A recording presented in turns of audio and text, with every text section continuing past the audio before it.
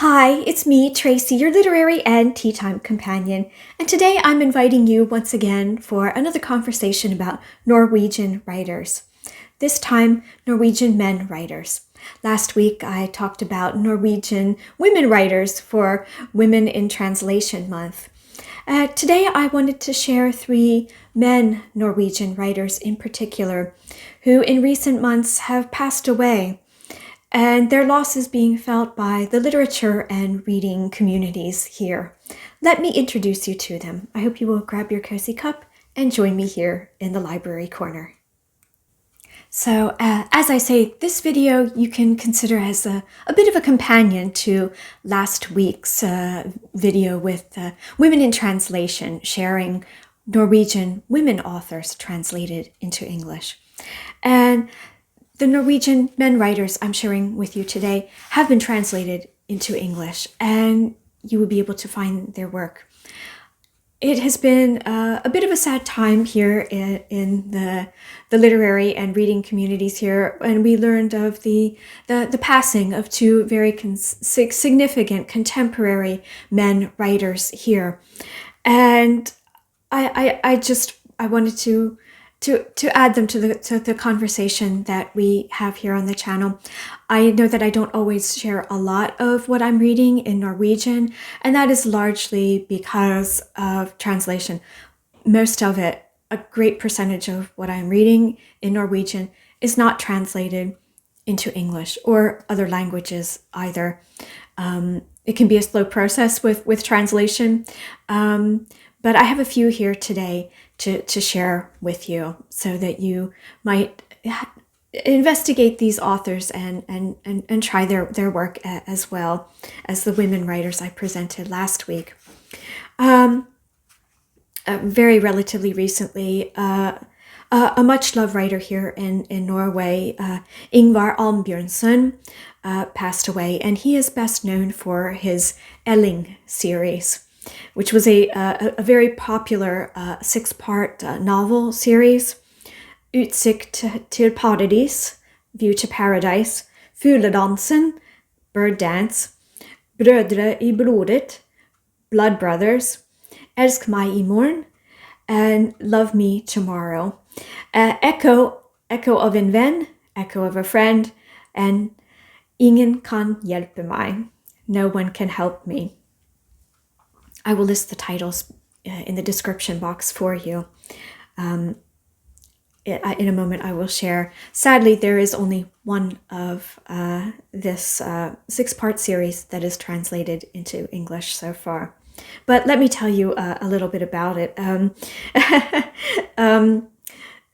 This chronicles the story of Elling, a man who, or his adventures and misadventures, a man who is in his 30s and on the autistic spectrum. He is an incredibly intelligent man, but his social interactions trip him up all the time. And he feels like he never fits in anywhere. He struggles with a great many things. And after having grown up, and he's still living with his mother, but he spends some time in a rehabilitation center in Oslo. And here he is given an experience into what it might be to consider a life outside of this rehabilitation center into a normal living environment. And this is where he meets Bjarne, who becomes his friend. He becomes his flatmate, essentially. And they're kind of an odd couple. They are very much, while they are both on the spectrum, as is Bjarne, they have very different personality traits otherwise. And so mishap after mishap ensues as they try to manage a household on their own. They do have a guidance counselor that follows along with them, but they are on their day-to-day on their own now, and managing a household. Money's a big one. How to embrace being out in public among other people. And along the way, they'd find friends. They find friendship in other people to support them as they try to navigate their mental health issues alongside just everyday living and getting by. It is just such a funny and tender-hearted read. It is so much fun. Sadly, as I say, only one book is available in English. Brødre, blodet, Blood Brothers. In the UK version, it is known as Beyond the Great Indoors, and the US version is entitled Elling, simply Elling. After many years of writing, Ingvar Ambjørnsen, he stopped writing novels. He was also a journalist as well. Very sadly, he passed away from very many years of bad health. He passed away in July, and he's left a wonderful legacy of books and characters behind. The Brødre i blodet, the Blood Brothers, became a best foreign film, winning an Oscar back in 2001 as a film adaptation, which was just a wonderful, wonderful film. I have such fond memories of the book and the film. The film was my first encounter with going to the cinema here in Norway. It was the first film that I saw, so I have a little bit of nostalgic feelings for that because it was I was still in the process of learning the Norwegian language, and the film gave me confidence that maybe I would get this language. I was understanding it, the humor, everything. It was just really engaging, and it gave me the encouragement to keep going and learning this language and appreciating it in different forms, in written format, in the cinema and films. And the books, the 6 books were among my first I would say adult novels in the Norwegian language that I was able to read on my own. So this whole Elling series is very, very dear to my heart in that way. He was a wonderful, wonderful writer, and he will be missed. Another author who very, very recently passed away was Tor Åge Bringsværd, and he was an author, a playwright, and known mostly for his speculative fiction. He was he could be considered among the first fantasy authors, science fiction authors here in Norway. His work has been translated into other European languages, many of them. Sadly, not much is available in English, but I do have one to share that is translated into English. It's a children's book, and it's called The Little Troll, and I will read the blurb for you. Everyone knows that a troll can't stand the sun, because then it cracks and turns to stone. In the forest where the little troll lives, the forest is full of moss-covered stones that resemble his ancestors. One day, something dangerous happens. The little troll has to save one of his friends who is in need, and outside, the sun is shining. It is such a sweet story. For any age, I really do recommend it. And earlier this year, I read one of the last to be published as now of Tor Åge Bringsværd's works was called Fnug, which could be translated into fluff. You could almost think of it as just like a fluffy fleck of dust, or Fnug can also be like a snowflake. Fnug, et eventyr for voksne, og varulver, engler og fru Melby. Fluff, a fairy tale for adults, werewolves, angels, and Mrs. Melby is how that would be translated into English. Let me read you a little blurb here as well.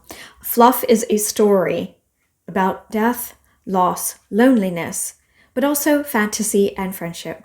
This is a book that holds the entire span of life between its covers. "Where do you all come from?" Grandpa once asked. "We come about of great loneliness," I answered. "The one that raged after the campfires had gone out. We are made of ashes and embers. In fluff, the world is big, much bigger than we think. Here are the fluffs, little creatures who comfort the lonely. Hadrian is one such fluff. For several years, Grandpa's old globoid box has been his home. But when Grandpa jumps from the window on the top floor, Hadrian must find a new home for him. He soon becomes friends with 3-year-old Carolina. But then an angel comes with an unexpected message, and Hadrian is dragged out into the big, wide world again." This is such a charming story. There's a lot to the story, as you could maybe tell, but it is such a charming story, and I only wish that this one was available in English. I hope that maybe sometime it will be. It is a very sweet story. It really, I think maybe some of us have experienced these big things of loneliness and wondering who we are, what we are, where we come from, and why, the big questions. And this book really offers a very humorous look at it, but also with sort of a supernatural touch that is just, as I say, really, really charming. It's really lovely. And also I'd like to share about Dag Solstad. He passed away, I believe it was in March, mid-March. And he was an author of novels, short stories, as well as dramatic works. He was much praised as a contemporary writer here in Norway. Several of his books have been translated into European languages, German, French, Spanish, some English. One such book is called T. Singer, and I will read the blurb for you. Excuse me. T. Singer is the story. We meet Singer, who has graduated from the public library school and is traveling by train to Oslo, to a small town of Notodden, located in the mountainous Telemark region of Norway.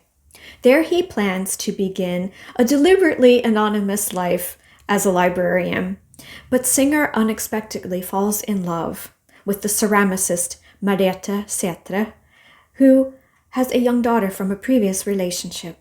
After a few years together, the couple are sadly on the verge of separating. But when a car accident prompts a dramatic change, Singer's life is turned upside down. This is not exactly a happy story, but there is such a warmth amidst what is happening within what could sometimes be considered darkness. Dag Solstad is good for, he was very noted for sort of writing from a dark perspective, the existential, but humor as well, sort of maybe more on the darker side. And this particular novel, T. Singer, has one that has maybe a bit more warmth and is a very satisfying read. I can really recommend this particular work by Dag Solstad. This has been a great treat, actually, to be able to share the works of these Norwegian authors with you, these three male authors, as well as the women in translation from last week. I would love to maybe talk more about Norwegian authors. I do read in the Norwegian language. It does make it difficult to present some things because they either are not translated or not translated very widely. I would love to do another episode like this again. Please let me know if you enjoyed this one, and let me know if you decide to read the works of these particular authors and what you thought of them. I will leave some links in the description box for the works that I have mentioned. And so thank you for joining me today for this different conversation. These men were great writers. They will be missed. It will be sad not being able to look forward to new work by them, but we have their back catalog, so to speak. We will have that always. So that is a wonderful thought. So thank you again for joining me here. And I wish you, as always, happy reading and many blessings. I will see you again here very soon.